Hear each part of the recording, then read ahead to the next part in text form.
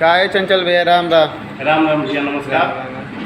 कहानी है चंचल भैया कि सेना के प्रमुख वर्दी के आम जनता आदमी उपयोग कर सकला कि ना? देखा, होम मिनिस्ट्री के जो नैकी नियम निकलल बिया, चाहे पहले से भी नियम रहल बाटे कि सेना के वर्दी के मेडल के आम जनमानस उपयोग नइखे कर सकत, लेकिन ई पूर्णतः एके सही नइखे ठहरावल जा सकत। एकरा बारे में कुछ बतावा। बताओ तनी। एके पूर्णतः सही नइखे ठहरावल जा सकत।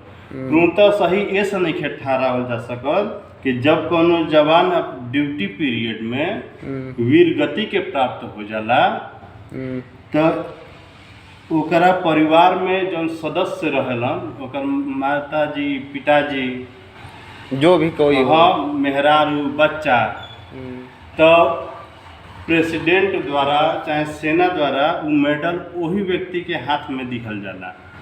आ जब दिहल जाला तो वो तो एगो सिविलियन होला। आ जब होम मिनिस्ट्री ये चीज़ के कह सकतिया तो सेना के परिवार से जुड़ल व्यक्ति हमरा समझ में एके छू सकता, एथु कर सकता, पहिन के बहरा नहीं खे जा सकत। एकरा बारे में कुछ आ रहल बात कि आमतौर पे जौन की फिलहाल में एगो नया बड़ा उछलल मुद्दा रहल कि लेफ्टिनेंट साहब जौन की रिटायर भइले हैं, अपना से एक रैंक ऊपर वर्दी पहन के इंटरव्यू दिले, उनका ऊपर FIR हो गई है।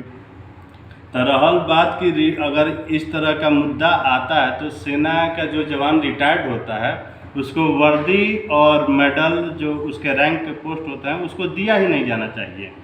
और आप एक बात यहाँ पे समझ लीजिए कि जवान रिटायर्ड होता है, रैंक नहीं। रैंक कभी रिटायर्ड नहीं होता है ना। तो ओकर ए पे केस कईल ही पूरी तरह से गलत बाटे। काहे के 21 ईयर वॉलेंटियर रहला। एगो जानकारी और कि रिटायर्ड होखला के 5 साल के भीतर सेना अगर कोनो ऑपरेशन होता, कोनो जरूरत पड़ता तो वो व्यक्ति के वापस बुला सकती है सेवा में। तो आम जनमा रिटायरमेंट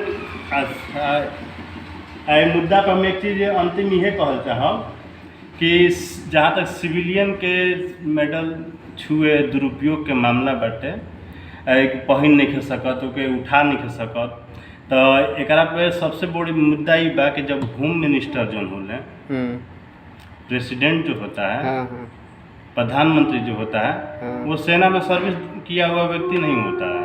अब तक नहीं रहा है, आगे का भगवान जाने। तो जब वो रहा ही नहीं है तो उसको वो मेडल देने का अधिकार किसने दिया? तो वही तो जानकारी नहीं है, बताइए कुछ। तो इसमें आप ये कह देना तो आगे चल के सेना में बहाली या फिर सेना को मेडल के लेके आम जनमानस में एक भय उत्पन्न करेगा, उत्साह नहीं। आ रहल बात कि अगर इस पे जो केस का मुद्दा चल रहा है तो जो टिकटॉकर सेना की वर्दी पहन के वीडियो बना रहे हैं, क्या उन पे भी ये FIR होगा? अगर होगा तो लगभग 20 से 40 हज़ार लोगों के ऊपर इस तरह के FIR जा रहे हैं। चलिए, नमस्कार।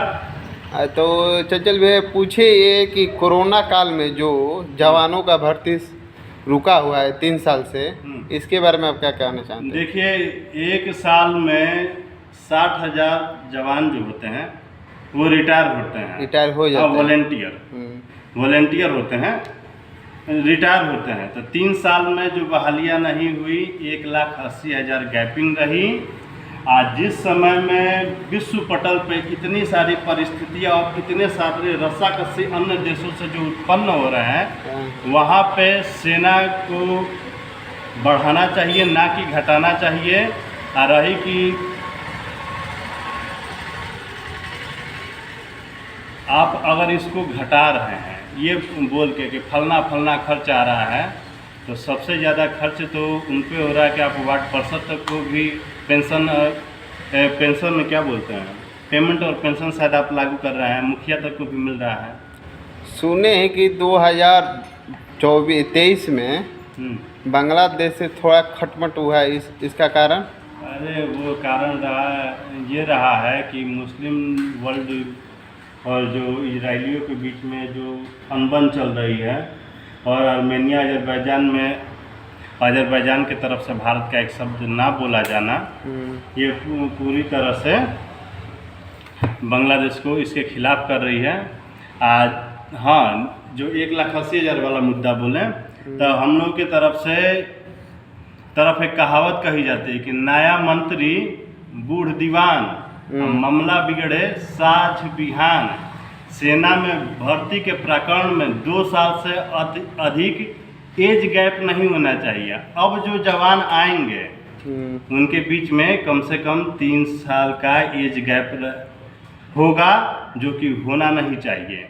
ये पूर्णतः है इसी तरह के मुद्दे को, इसी तरह के स्थितियाँ उत्पन्न करेगा, जो कि बिहार में जो कहावत ये कही गई है कि नया मंत्री बूढ़ दीवान। चलिए चंचल भैया, आपसे बहुत अच्छा जानकारी मिला। हम राम राम। हम भाई लोग से यही कहेंगे कि ज़्यादा से ज़्यादा वीडियो देखें, शेयर करें, लाइक करें। और ऐसे ही आप लोग हमारा सहयोग करें। ठीक है चंचल भैया, राम राम। जी नमस्कार।